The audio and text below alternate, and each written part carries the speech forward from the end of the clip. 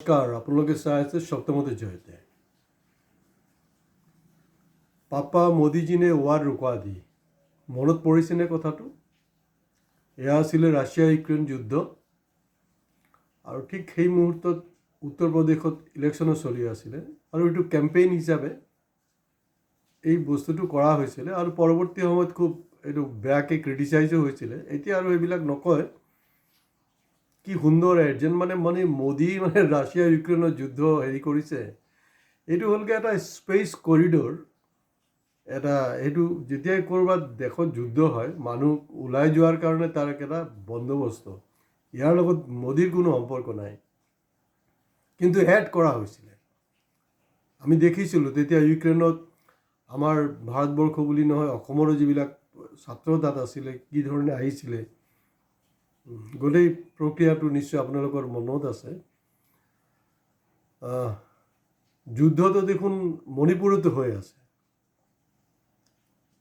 ১.৫ বছৰত ওপৰত পাৰ হৈ গ'ল অলৰেডি। তো তেওঁ এতিয়াও কি পৰমাত্মাৰ পৰা মেছেজ পোৱা নাই নেকি যে তাত যাব লাগিব? আৰু আচৰিত কথা, আপোনালোকে এইবিলাক চব বস্তু চেক কৰিব দেই। তেওঁ যে মাজত ইউক্ৰেইনত গৈছিলে নহয়, ইউক্ৰেইনত গৈ ভাৰত আৰু ইউক্ৰেইনৰ মাজত চুক্তি, কি চুক্তি সেইটোতো আপোনালোকে জানো, আমিও জানো, কিন্তু তাত ইণ্টাৰেষ্টিং বা জমনি এটা চুক্তি হ'ল যে ইণ্ডিয়া আৰু ইউক্ৰেইনৰ কালচাৰেল ট্ৰিটি। আৰু য'ত মানুহ জীয়াই থাকিব নেকি তাৰ কোনো গেৰেণ্টি নাই, যুদ্ধ চলি আছে, ইউক্ৰেইনত গৈ তেখেতে কালচাৰেল ট্ৰিটি কৰি আছে। যদি আপুনি কালচাৰেল ট্ৰিটি কৰিবলৈ আছে, ইমান দিনলৈকে আপুনি মণিপুৰ নাহিলে কেলে?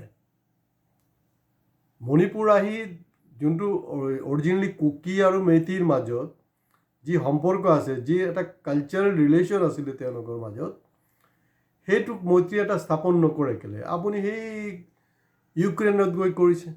এতিয়া যদি মই লিষ্টটো দাঙিবলৈ যাওঁ, আপোনালোকৰ নিশ্চয় ধৈৰ্য নহ'ব আৰু কোনো যুক্তি নাই। মই মোৰ ভিডিঅ'ত ইমান দীঘলীয়া তেওঁ কোন কোন দেশত গৈছিলে এইটো জেনেৰেল নলেজৰ জ্ঞান দিবলৈ মই ৰাজি নহয়। কাৰণ আমি আগতো কৈছোঁ যে আমাৰ এই চেনেলখন সাধাৰণ ৰাইজৰ কাৰণে নহয়, একমাত্ৰ সচেতন ৰাইজৰ কাৰণে। আৰু গতিকে সচেতন ৰাইজক ইমান বেছি ব্যাখ্যা কৰিবলৈ দৰকাৰ নাই। তো ইতিমধ্যে বহু মানুহে আমাৰ চেনেল ছাবস্ক্ৰাইব কৰিছে আৰু অহা দিনত আৰু বেছি সংখ্যক সচেতন মানুহ ছাবস্ক্ৰাইব কৰিব, সচেতনতাটো বাঢ়িব। এইটো আমাৰ দেশৰ কাৰণেও মংগল। ৭০ বছৰে কি কৰিলে, ৬০ বছৰে কি কৰিলে, এই যে কথা বতৰাবিলাক আছে, তাৰমানে তেওঁলোকে মেথমেটিক্সতো ভুল হয়। এই অংক ক'ৰ পৰা পালে সেইটো নাজানো, কাৰণ তেওঁতো অলৰেডি 10 বছৰ অতিক্ৰম কৰিলেই দেখোন। আৰু তাতকৈ ইণ্টাৰেষ্টিঙো বুলি ক'ব নাপায়, এইটো বেয়া কথা। এই যোনটো সামাজিক যোনটো বাতাবৰণ, সামাজিক যোনটো পৰিৱেশ বা আমাৰ মাজত যোনটো মিলা প্ৰীতি, সেইটোক যি ধৰণে যোৱা 10 বছৰে যি ধৰণে ডেমেজ কৰা হ'ল নহয়, সেইটো কিন্তু আপোনালোকে হয়তো তেতিয়া মই জীয়াই নাথাকিবও পাৰোঁ, কিন্তু আমি ভাবোঁ যে অলৰেডি আমাৰ ভাৰতবৰ্ষৰ যোনটো হেৰি আছিলে ইউনিটি ইন ডাইভাৰ্চিটি, এই যে বস্তুটো আছিলে নহয়, এইটো কিন্তু প্ৰায় এইটো হ'লগৈ আমাৰ ভাৰতবৰ্ষৰ মেইন শক্তি, ইউনিটি ইন ডাইভাৰ্চিটি। আৰু সেইটোক আমি কিন্তু প্ৰায় 50 বছৰ পিছুৱাই গৈছোঁ। বিজ্ঞসকলে পিছত এনালাইচিছ কৰক, কোনো কথা নাই। জম্মু কাশ্মীৰক লৈ আমি দেখিছোঁ যে ইণ্টেলেকচুৱেলবিলাকে সেইটো লৈ চৰ্চা কৰিছে, মিটিং মাটাং কৰে, কিবা ষ্টেটমেণ্ট দিয়ে। কিন্তু আজি কবতি মণিপুৰ ইমান এটা সেইটো এটা দীঘলীয়া সময় ধৰি চলি আছে কাৰবাৰটো। তাৰমানে যদি ইণ্ডিয়াত জম্মু কাশ্মীৰত যদি হায়েষ্ট নাম্বাৰ অফ ডেইজ আপোনাৰ ইণ্টাৰনেট কাট কৰিছে, ছেকেণ্ড হায়েষ্ট ডেট ইণ্টাৰনেট কাট কৰা ষ্টেটখনেই হ'ল কিন্তু মণিপুৰ। আমাৰ মামাজীয়ে দেখোন 10 দিনতে বোলে তাত গৈ চব ঠিক ঠাক কৰি দিব। কি হ'ল? আৰু আজি ঝাৰখণ্ডে হওক, য'তেই হওক, তেওঁলোকে এটাই শ্লোগান, য'ত যদি হেৰি কৰিব নোৱাৰে কোনো চৰকাৰে, আইন শৃংখলা ৰক্ষা কৰিব নোৱাৰে সেই চৰকাৰক গাদীত বহি থকাৰ কোনো যুক্তি নাই, এই মুখ্যমন্ত্ৰীৰ দৰকাৰ নাই। তো বীৰেন সিং কি কৰি আছে ইমান দিন, আৰু কি ৰহস্য আছে যে বীৰেন সিঙক আঁতৰাব পৰা নাই? কেলে ইয়াৰ আগতো দেখোন গুজৰাটৰ মুখ্যমন্ত্ৰীও আপোনালোকে চেঞ্জ কৰিছিলে, যি গুজৰাট মডেল। গুজৰাট ইলেকশ্যনৰ বহুত আগতে আপোনালোকৰ গুজৰাট চিফ মিনিষ্টাৰ চেঞ্জ কৰিছে, বিভিন্ন সময়ত আপোনালোকে আগতীয়াকৈ চিফ মিনিষ্টাৰ চেঞ্জ কৰি দিয়ে। তো এই বীৰেন সিঙক চেঞ্জ কৰিবলৈ কি অসুবিধা আছে? কোনো ধৰণৰ অসুবিধা থকাৰ কোনো যুক্তিয়েই নাইকিয়া। তাৰমানে এই যে কাৰবাৰটো হৈ আছে, ইয়াক যদি কোনোবাই অসমবাসীয়ে ভাবে বা উত্তৰ পূৰ্বাঞ্চলৰ মানুহে ভাবে যে না সেইটোতো আমাৰ কোনো সমস্যা নহয়, আচলতে সমস্যা হয়। ইয়াৰ ৰিপাৰ্কিশ্যন কিন্তু লাহে লাহে লাহে লাহে নৰ্থ ইষ্টৰ বেলেগ বেলেগ ষ্টেটবিলাকত স্প্ৰেড হ'বলৈ ধৰিছে, আৰু অহা দিনবিলাক কিন্তু আৰু ভয়ংকৰ আহি আছে। তো তেওঁ এতিয়া ঝাৰখণ্ডত গৈ বিজেপিৰ নাড্ডা ডাঙৰীয়া প্ৰেচিডেণ্টে ডাইৰেক্ট আমাৰ হাতত এই মাত্ৰ ইণ্টেলিজেঞ্চ ৰিপৰ্ট আহিছে এনেকৈ দাঙি দেখুৱাইছে। প্ৰশ্ন হ'ল যে ইণ্টেলিজেঞ্চ ৰিপৰ্টত কি বাংলাদেশী সোমাই আছে, আগৰুম বাগৰুম কিবা কিবি। তো সেই ইণ্টেলিজেঞ্চ ৰিপৰ্টত কোনজন ইণ্টেলিজেঞ্চ অফিচাৰ তাত চহী কৰিছে সেইটো কিন্তু তেখেতে নকয়। আৰু প্ৰায় আপোনালোকে শুনিব 26 জানুৱাৰী 15 আগষ্টৰ আগে আগে নাই মানে একদম মোদীক মানে ওপৰত পূৰা টাৰ্গেট আছে, অমুক আছে তমুক আছে। আজিলৈকে মোদীক বাদে দিয়ক, বিজেপি দলৰ কোনো নেতা ইন্দিৰা গান্ধী বা ৰাজীৱ গান্ধীৰ নিচিনা এছচিনেশ্যন হোৱা নাই। মুজিবক যেনেকৈ কৰিছিলে তেনেকৈ হোৱা নাই। সেইটো এটা পৰিৱেশ তেওঁৰ মানে টাৰ্গেট কিহৰ বিশ্বগুৰু? বিশ্বগুৰু পিছত আগৰ নিজৰ ঘৰত যোনটো আইন শৃংখলাৰ অৱনতি এই ধৰণে, সেইটোক আপোনালোকে সেইটো চামলিব কেলে পৰা নাই? আৰু জানি শুনি কৰি আছে, তাত RSSও সোমাই আছে এই বস্তুটো কৰাৰ কাৰণে। কেৰালাত তেওঁলোকৰ খ্ৰীষ্টানৰ ভোট লাগে, কেৰালাত খ্ৰীষ্টানৰ ভোট লাগে, কিন্তু মণিপুৰত খ্ৰীষ্টানৰ ভোট নালাগে।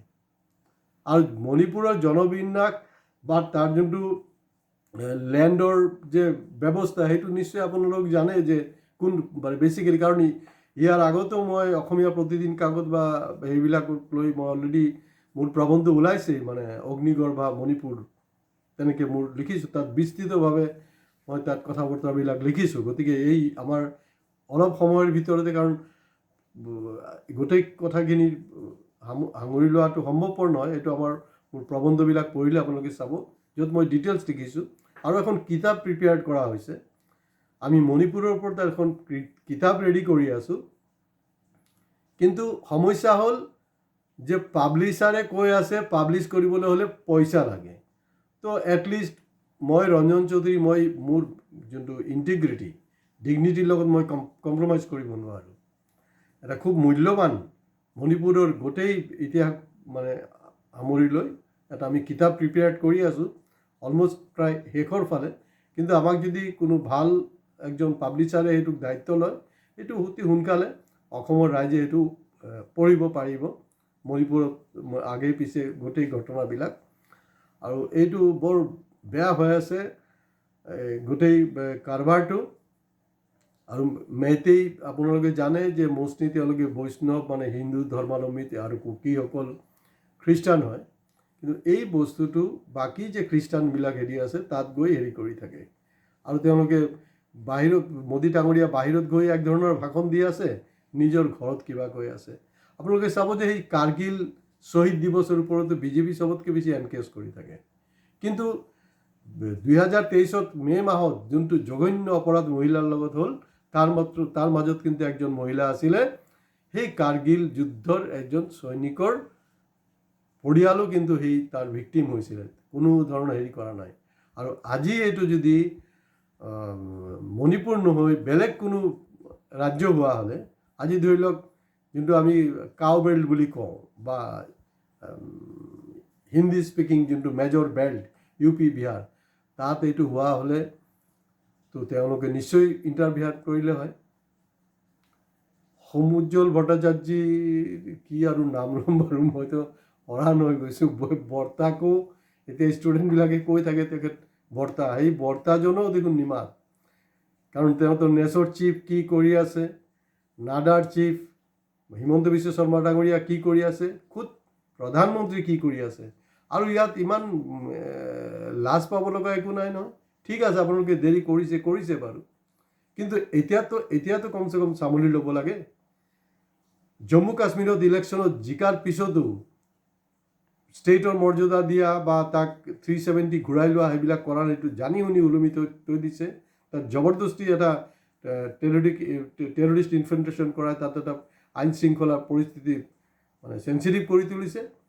আৰু ইয়াত মণিপুৰ যেতিয়া কিবা এটা আহে না কৈ দিয়ে যে ইয়াৰ লগত ড্ৰাগছৰ সম্পৰ্ক আছে, বেলেগ দেশৰ সম্পৰ্ক আছে, এই ৰোহিংগীয়া মুছলমান। তো এইবিলাক আপোনালোকে কেলৈ চামলিব নোৱাৰে? চামলিব পৰা লাগে বিশ্বগুৰু যেতিয়া। তো গতিকে মণিপুৰৰ বিষয়ত প্ৰধানমন্ত্ৰীয়ে অতি সোনকালে হস্তক্ষেপ কৰিব লাগে। তেওঁ আৰু বহুত ফুৰিলেতো, অলপতে দেখোন কৃষ্ণমূৰ্তি ইনফোচিছৰ মালিক, কি তেওঁৰ নাম আছিলে, 70 ঘণ্টা কাম কৰিব লাগে বুলি। কাৰণ প্ৰধানমন্ত্ৰী আমাৰ এক্সাম্পল। কিহৰ 70 ঘণ্টা? তেওঁ 70 ঘণ্টা কাম কৰিব লাগে। ঠিক আছে, একজন কৰ্পৰেটে কৈছে মোদী ক'ত কাম কৰি আছে? যদি সেইটো কাম কৰা নাই নহয়, তেওঁ মাছৰুম খাই আছে 1000 টকীয়া কেজি বস্তু। তেওঁ প্লেইনত ঘূৰি আছে, কোটি টকীয়া প্লেইন, কিমান 1000 কোটি টকীয়া গাড়ীত ফুৰি আছে, হাই ছিকিউৰিটি। কামনো ক'ত কৰিছে? তেওঁতো অকল নিৰ্বাচনী সভাতে যায়।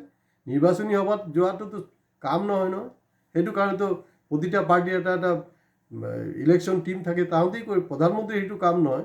তো গতিকে প্ৰধানমন্ত্ৰী সোনকালে তাত অহাটো খুব জৰুৰী হয়। আৰু বাটেংগেতো কাটেংগে, সেইটোতো হেৰিয়ে কৈছিলে, যোগীয়ে কৈছিলে।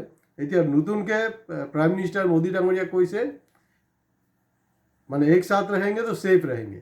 ইয়াতো দেখোন ডাবল ইঞ্জিন চৰকাৰ, এক সাথতে আছিলে, সেফটো ৰাখিব পৰা নাই। গতিকে এইটো সেফ ৰাখক, তাৰপিছত ভাল ভাল বচন নি থাকিব।